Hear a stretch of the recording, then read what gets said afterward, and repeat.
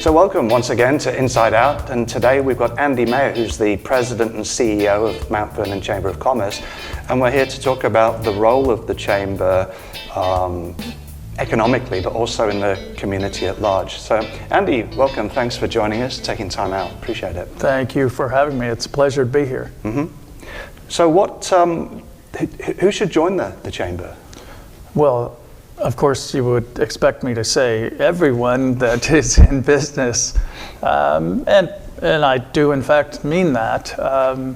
Chamber membership, participating in the chamber, it sort of depends on what the person and the business wants to receive. We are frequently known for networking, and we do a lot of that, but it doesn't end there. Businesses, individuals are involved also to receive information about the community, what's going on, which is of course connected to networking. Some are in groups that specifically are to network just with that smaller group. So there are different levels of that. But we also do business education and training. We do events, a variety of different types of events. We help members market themselves through the tools that we have, like our website and our various communications. So we have members that don't actively participate, and there was a time when we'd say, oh, that's a danger. Well, if they are supportive of our mission and appreciative of what we're accomplishing, that works as well. So we have members that support us also. So is it more aligned for a big organization, a well-funded organization, or a mini enterprise? Truly both. Perhaps what they want out of it is different, and maybe that's a good way to look at it. So a bank may want more business, but they are more interested in the community doing well, because that helps them directly and indirectly. Whereas a small business, somebody that's just starting out, maybe they're starting a service, they need to meet a lot of people. So that would be their interest. So truly both, and what types of business you might ask, and as well across the spectrum. Okay. So the way that you've normally operated with a lot of face-to-face meetings, events, and so forth, that kind of got blown out the water over the last 2 years. Boy, it did. So what were some of the biggest challenges that you faced? Well, of course, the fact that people were used to doing, especially that networking component in person. That was the challenge. Obviously, we couldn't get together for any purpose for most of that time. But what we did is immediately, I'm getting tired of the word, but pivoted to using online communication, Zoom, primarily. So that worked well.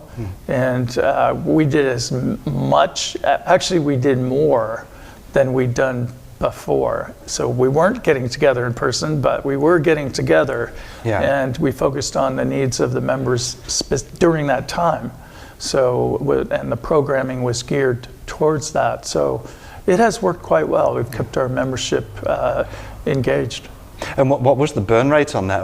Did you lose membership because of that? We did, particularly in 2020. But actually, I take that back. We didn't lose that many, but we were not. Some members, we said, you can continue as a member for now, because the relationship was far more important than the dollars to us. So 2020, we did lose some money, and then 2021 was a lot better, because businesses were starting to turn around, and they knew, looking back to 2020, we didn't know how bad it was going to be. So if a business was anticipating, I don't know what's going to happen, I may not be able to pay for the heat, so chamber membership might be a luxury. So, Yeah. so ultimately, we didn't lose very many members Okay. over the 2 years. So I guess there's a bit of a paradox in that, you don't have as many face-to-face functions, but quite often that's logistically difficult for people, whereas just logging onto their laptop. So I guess there's a possibility that some of your events got bigger. That is true. That some of them did, in fact, get bigger. There's a program that we do monthly, Knowledge Now. Typically, it's you hear a program and have your bagged lunch at the chamber office, and we could only accommodate because of the size of the room. Right. 15 people. Yeah. And so some of those got considerably bigger. So I just want to ask you, as far as your Chamber of Commerce, Mount Vernon, but do you have members that are outside the city, and is there value to that? we sure do. We're happy to have members wherever they are. If they want to do business here or be connected to businesses here, then we have them as members. So certainly have a good number in Whatcom County, good number also in Snohomish County, out in the islands as well. So Seattle, absolutely. So we mentioned some of the challenges that you have as the chamber, but what about companies? What were some of the challenges that you recognized companies having? Yeah, well, early in the pandemic, it was disastrous for certain types of business, hospitality, restaurants, hotels. I mean, it was a disaster initially, and they certainly came back from it. It was disproportionate, the impact. So those businesses did certainly have the most difficult time. Excuse me. Some were able to react and provide, restaurants, for example, some quickly realized that they could do takeout and were able to make it work, but tough to, if the bottom has fallen out, that was maybe not such a big help. Same with lodging. Some of them did okay after an initial period. That has in no way completely rebounded, but there was some travel during the pandemic, but they were among the hardest hit as well. So I guess there was quite a definitive line between those that could operate remotely and those that couldn't operate remotely, that needed to be there and then obviously couldn't be there, so they were out of work. Right.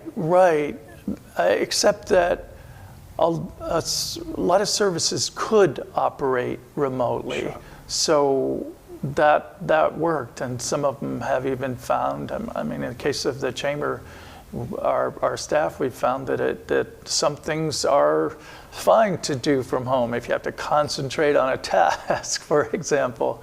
So many businesses found that. Obviously, some types of things cannot be. Manufacturing, not remote. Sure. But, yeah. And now we've kind of got the hangover of COVID. All these issues hanging over that. Maybe we could just chat about that, because there's, before we started recording, we were chatting about some of those issues. Maybe we could go through those. Yeah. Some things that we're facing as a community have been made more difficult during the pandemic, during COVID. So we have a housing crisis here in Skagit County. There is so little available to rent or to purchase, and the prices for both of them have skyrocketed. So we all know that, but the impact on businesses is that if an employee can't afford to live here, or if they're considering working here, but they'll only commute so far to take a job at a certain wage. So that pushes the pressure on rising the wages. Absolutely, and other related like childcare. It was, kids came home, but then so that person, the family had to provide the childcare, obviously. Well, now as they're going back to work, they're having difficult finding childcare, or over the last couple months weren't even sure that they really,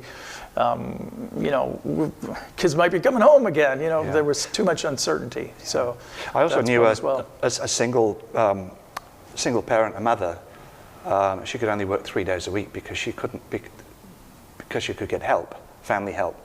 But for the other 2 days, she'd have to hire childcare, which was equal to her wage. Yeah. And it was just unaffordable for her. So her work week was reduced by 40%. Not worth doing. So all these things have compounded the problem that we did have before the pandemic, which is businesses are having a really difficult time finding employees. It's a really tough factor in that they can't get back to normal or even expand if they're starting to do fairly well because they can't find employees. Yeah, and I guess supply chain as well. Absolutely. That affects more the manufacturing sector directly, but I guess consumers as well. If you've been to the grocery store lately, it's like, what happened? I don't want brown rice pasta. And inflation, I mean, moving on Yes. to food and stuff, that must be affecting quite a few of the businesses as well. It is because, again, the pressure on wages. If I'm not sure exactly what I think well, I know what inflation is, but I also know what the rise in pay has been, and it's something like 7%. Or maybe I have the figures backwards, but anyway, it Sure. It makes the whole problem worse. Yeah. So just lastly, looking forward, how do you see the new normal in terms of the chamber and its interactions? And then what have you got on the horizon coming up events-wise and stuff? Yeah. Boy, the new normal, that's a good question. Well, for the chamber itself, we do look forward to being back together with our members in in-person events and programs. We're trying to do that soon, maybe next month. Stay tuned. I'm afraid that's dangling that. But that's what we're working on, and we're so looking forward to it. We've been able to keep the members engaged and connected to a large extent, right? But there's some that are going to come back only when we can do that. So that's important to us and important to them.